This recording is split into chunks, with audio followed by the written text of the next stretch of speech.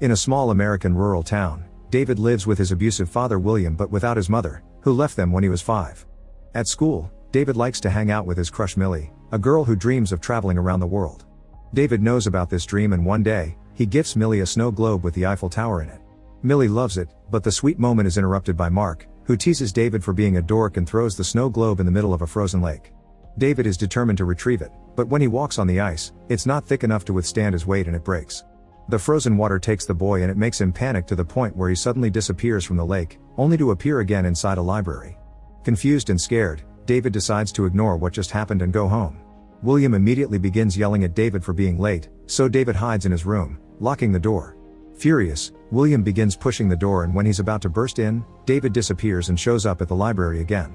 Finally accepting he has superpowers, David returns home, grabs his savings, and escapes in order to start a new life. First though he stops by Millie's house to leave the snow globe so she knows he's alive and well. Next, David moves to the city, rents a dingy room at a motel, and begins testing his powers. The first few times he ends up crashing against a tree, but eventually he gets the hang out of it by looking at pictures of the places he wants to go to. His first visit is to the Empire State Building, where David has fond memories of his mother Mary. When he feels ready, David visits a bank to get an idea of what it looks like inside, and in the evening he teleports inside the vault to steal all the money. While David celebrates in his little room, the bank discovers the robbery and Roland shows up pretending to be NSA. He has experience with cases like this and knows of the existence of jumpers. In fact, he's sure one of them did this. 8 years later, David is living the best life. He has a luxurious penthouse apartment in New York filled with expensive objects and such good control of his powers that he uses them just to reach the kitchen. His walls are full of pictures of landmarks that allow him to easily teleport anywhere in the world to spend the day, like having a picnic on top of the Sphinx. One evening, he shows up in London and enters a pub. Here he teleports to the bar to pick up a girl. This carelessness is noticed by Griffin, but David can't tell and just leaves with the girl. Meanwhile, a jumper teleports in the middle of a tropical jungle, only to get caught in a net of wires that keep tasing him and stop him from teleporting again. This trap was set up by Roland and his men. They call themselves the Paladins and hunt down jumpers because they think they're an abomination. Roland kills the boy with no hesitation, then he gets a call about their next lead. Moments later, David returns to his apartment and finds Roland there, who has brought all the notes David has left in bank vaults through the years. David tries to kick him out, but Roland responds by hitting him with a special baton that shocks him with 1,000 volts of electricity that don't let David teleport further than a few feet inside the apartment. A fight ensues and after lots of struggling, David manages to teleport inside a hidden room in his wall, cutting the baton cable. Roland follows the cable and begins breaking down the wall, but David just grabs a bunch of money and teleports away. Not giving up, Roland looks at the pictures and sends his men to all of David's usual jump sites. He also looks at David's stuff and finds an old picture of Millie. Seconds later, David appears in his old room. William hears a noise from downstairs and rushes to try to meet with his son, saying he feels like he's crazy and that David is welcome anytime. David only assures William that he isn't crazy before disappearing again. The next morning, David considers visiting William for good, but he can't bring himself to talk to him. Instead he goes to Millie's house, and Millie's mother is so shocked to learn David is alive that she hugs him. She informs David that Millie is working at the local bar and David heads there, only to feel like a coward again as soon as he sees older Millie. David tries to leave without being noticed and bumps into older Mark, who immediately recognizes him and begins asking questions. His outburst is overheard by Millie, who reveals she saw David when he arrived and was waiting for him to say something. This makes Mark jealous and he tries to make a move on Millie, causing David to punch him for it. This triggers a fight that ends up outside, giving David the chance to push Mark through a fence and teleport him away while nobody is watching. They appear inside the bank vault David robbed, and David threatens Mark with worse before he jumps away, leaving Mark in the vault as punishment. Afterward, David returns to the bar and finally has a chat with Millie, who dropped her dreams of traveling because she had to face the reality of having a job. David tells her he works in banking and invites her to come to Rome with him, which Millie obviously accepts. All this is overheard by Griffin, who somehow is in the bar too. Meanwhile, Roland arrives at the police station pretending to be CIA and punches the detective when he isn't believed. Then he interrogates Mark, promising he does believe the crazy story about teleportation. Relieved to have found an ally, Mark tells Roland everything about David and Millie. Roland immediately calls his men to send them to Italy. A few hours later, David and Millie arrive in Rome and check in at a very luxurious hotel. Millie starts getting suspicious of David's real job, but he swears he isn't lying. The two of them end up getting frisky for a while before they finally leave the hotel and enjoy the beauty of Rome while Griffin watches them from afar. Eventually David and Millie try to enter the Colosseum, but it's already closed for the day. While Millie is distracted, David teleports inside to get a side door open and pretends he found it like that. The couple wanders around and enjoys the history behind these views, with David pulling the same trick whenever they find a locked door. When he tries to gain access to the lower area, he bumps into Griffin relieving himself on a pillar. David tries to ignore him, but Griffin suddenly teleports in front of him and reveals there are jumpers all over the world. Griffin scolds David for bringing a not jumper into this and carelessly jumping around because he gained the attention of the wrong people. At that moment, the Paladins enter the Colosseum and start chasing the boys. David is immediately shocked with a baton and he can't move, but Griffin has more experience with these guys' tricks. He teleports away in seconds and quickly knocks them out one by one. Then he tells David about the Paladin organization before disappearing. Suddenly an employee from the Colosseum shows up screaming for help, so David jumps into the jump scar left by Griffin's teleportation, allowing him to find his secret hideout in the desert. Furious, Griffin reminds him he left Millie alone and David immediately jumps back to drag Millie out of the building. Unfortunately, the police are waiting outside and arrest them both. 8 hours later, the cops are still trying to interrogate David, although they can't make a formal arrest until the magistrate from the US Embassy arrives. This magistrate turns out to be Mary, who frees David from his handcuffs and tells him to run before more Paladins come. David tries to go after her to demand an explanation, but a cop gets in his way, so David teleports him to Egypt as punishment. Then David returns to the station and tells Millie the cops let them go just like that. Millie doesn't believe it can be this easy, but David asks her to trust him and takes her to the airport.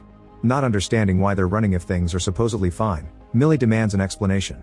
David shows her all the money in his bag but doesn't give her any answers. He only tells her they can't be together anymore. Feeling betrayed, Millie flies back to her hometown alone. Meanwhile, Roland's team calls him to inform him they were defeated, almost as if someone knew they were coming. Then Roland visits William, who pretends he hasn't seen his son in 8 years. William also admits that even if he does see David, he won't tell the police, which Roland doesn't appreciate. Moments later, David shows up at Griffin's hideout and finds out that Griffin hunts down Paladins to kill them. It turns out Paladins have been doing this for centuries, and they're responsible for things like the witch trials and the Inquisition. Griffin points out that if they can't get a jumper, they'll attack their loved ones, making David worried. Millie is safe for now because she's on a long flight, so David teleports to his old home and is devastated to find William dead on the floor.